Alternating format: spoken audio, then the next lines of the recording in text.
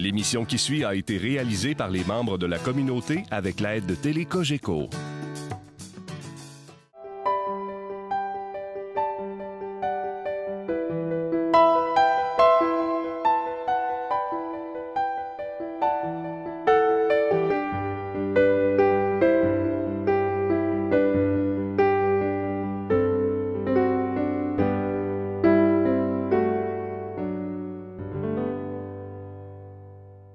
Bonjour et bienvenue à Signe d'Évangile. Alors, cette semaine, il me fait plaisir d'accueillir M. Jean-Paul Saint-Germain, Bonjour. qui est animateur régional pour Développement et Paix. M. Saint-Germain couvre les régions de Sherbrooke, Saint-Hyacinthe, Saint-Jérôme et Trois-Rivières. Alors, au départ, M. Saint-Germain, dites-moi, Développement et Paix, c'est quoi? Bien, d'abord, Développement et Paix est venu au monde en 1967. OK. Suite à Vatican II. Bon. Et c'est les évêques qui ont mis sur pied Développement et Paix. Donc, ça a été mis sur pied par les évêques en 1967. C'était surtout pour répondre aux besoins qu'ils ont découverts qui existaient dans les pays du Sud. Alors, quels moyens qu'on peut se donner pour répondre à des besoins qu'il y a dans les pays du Sud? Donc, Développement et Paix a comme mandat. Développement et Paix est un organisme de solidarité internationale, un organisme catholique de solidarité internationale. Et nous avons deux volets à l'intérieur de notre mission. Le premier volet est d'appuyer des alternatives dans les pays du Sud, donc des organismes qui existent dans les pays du Sud, pour qu'eux puissent travailler à faire leur propre développement. Et deuxième volet, qui est un volet de sensibilisation et d'amener les gens à poser des gestes ici au Canada face à des structures qui créent la pauvreté dans les pays du Sud, et même en général, même au Canada, qu'on pourrait dire, mais qui créent la pauvreté. Donc, nous avons deux volets, qui est l'éducation de la population canadienne, principalement des catholiques, sur des problématiques dans le Sud, et appui à des programmes au Sud.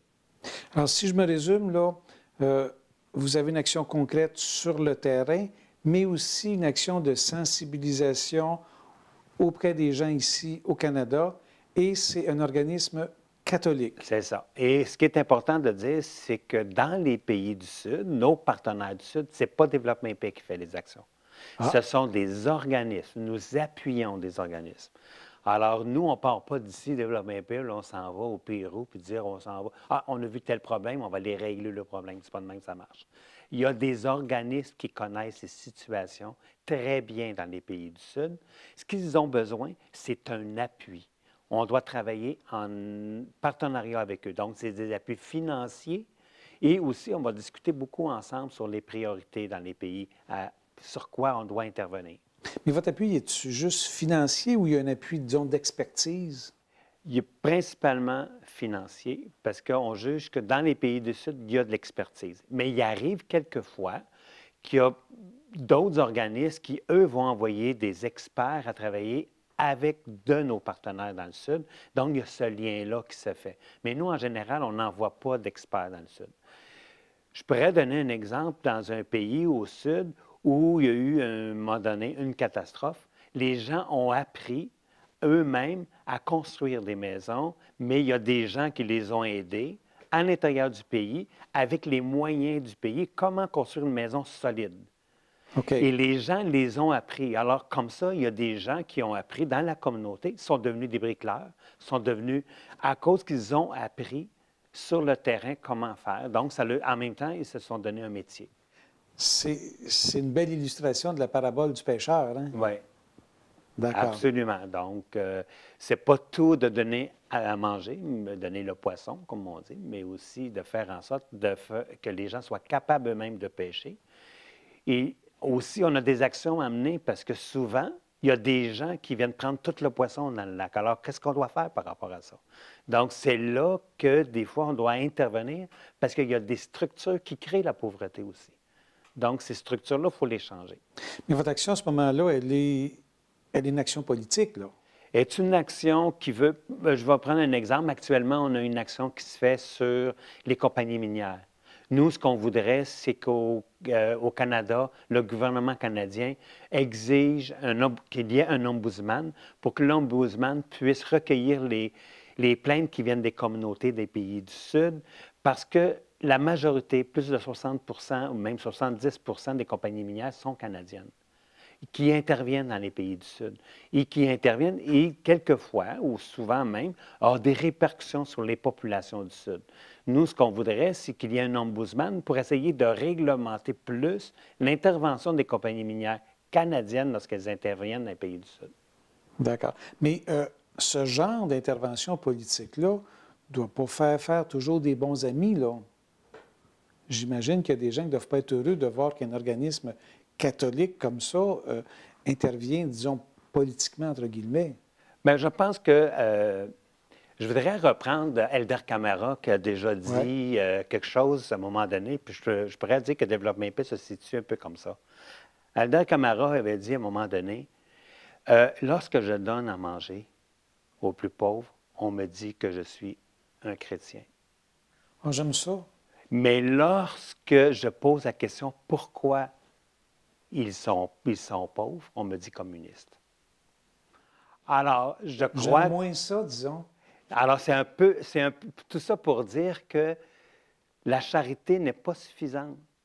Et lui, Elder Camara, c'est ça que Camara voulait dire. C'est que dans l'Église, on a aussi des responsabilités comme catholiques. On a une responsabilité pour que le système ne produise pas la pauvreté, mais le contraire.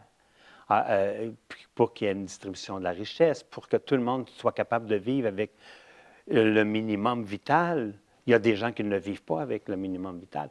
Il y a presque 1 milliard de populations qui n'ont pas suffisamment à se nourrir dans le monde.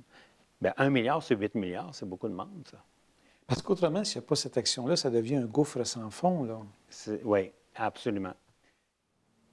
En 2012, M. Saint-Germain, l'ACDI a coupé beaucoup de subventions à plein d'organismes. Puis je pense que ça a amené des difficultés là, au niveau de développement et paix. Oui. À Développement et Paix, nous recevions de l'ACDI, de l'Agence canadienne de développement international, nous recevions quelque chose comme 8,2 millions par année. Oui. Actuellement, on reçoit 2,9 millions. Donc, c'est une coupure d'à peu près 5 millions par année qu'on a subie. Le problème de ça, c'est qu'il y a des programmes que nous avons dans des pays qui ne reçoivent pas, parce que l'ACDI, lorsqu'elle finance des programmes avec des organismes comme Développement et Paix, c'est pour des pays spécifiques. OK. Alors, il y a des pays à laquelle que nous avons dû revoir notre façon de travailler parce que nous avons eu des grosses coupures. Parce que l'ACDI, pour vous donner un exemple, on est parti d'un appui du gouvernement pour 20 pays à 7 pays. Alors, c'est pour vous dire que pour nous, ça a eu des répercussions très grandes. Et les premières victimes de ça, c'est les partenaires dans le Sud. C'est les gens qui font un travail dans les pays du Sud. C'est les premières personnes touchées. Ça a nécessité une espèce de réorganisation, hein? Il a fallu revoir notre façon de travailler, de réorganiser et ne pas couper tout le monde non plus.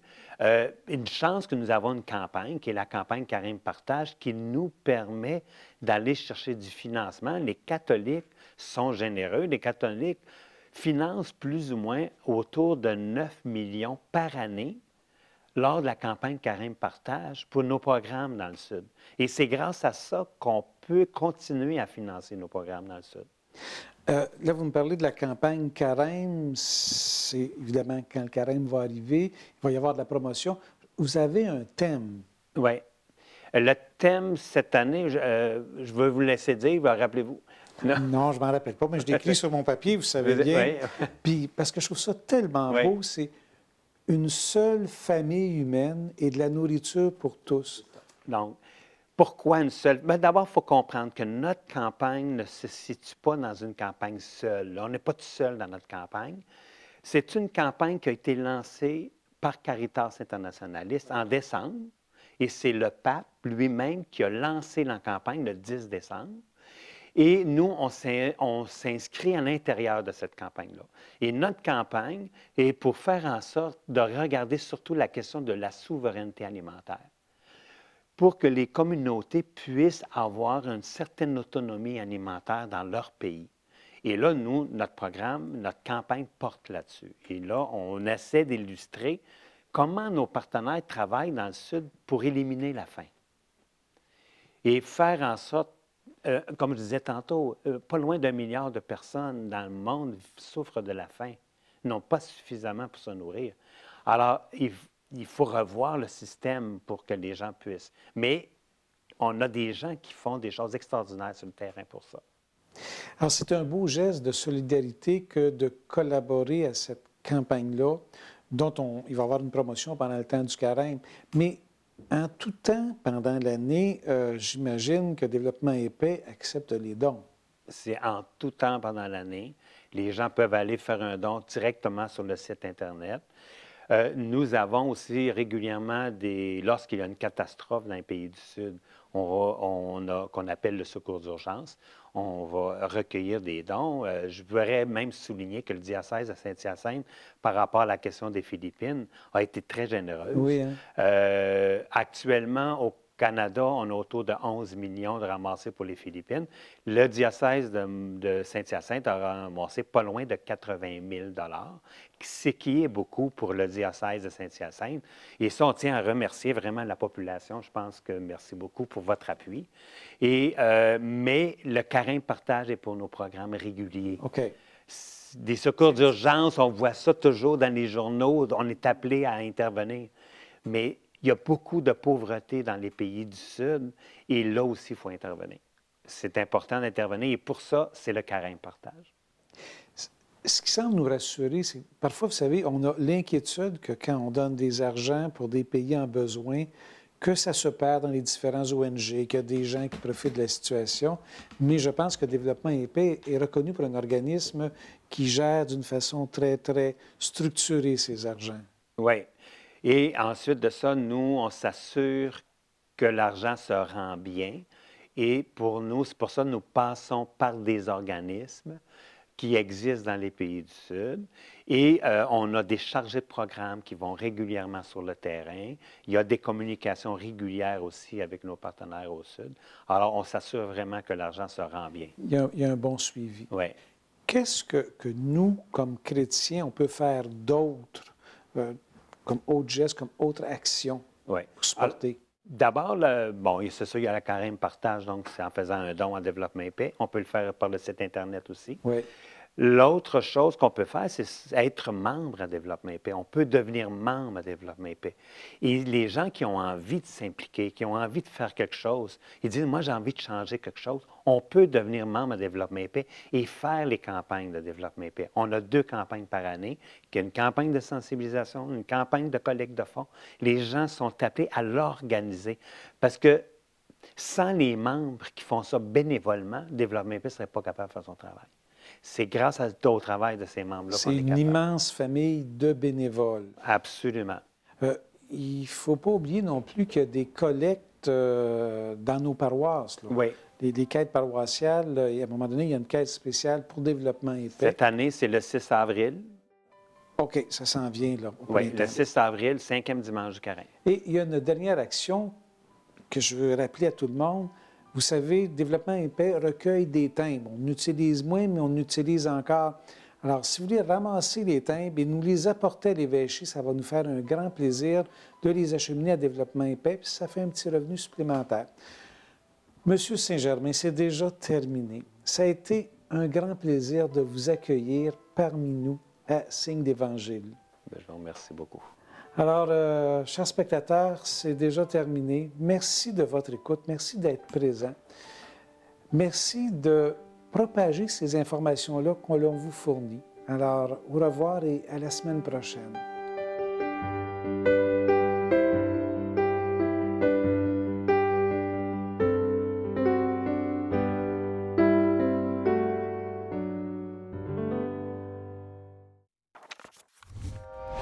Télé Cogeco, un service exclusif aux clients de Cogeco.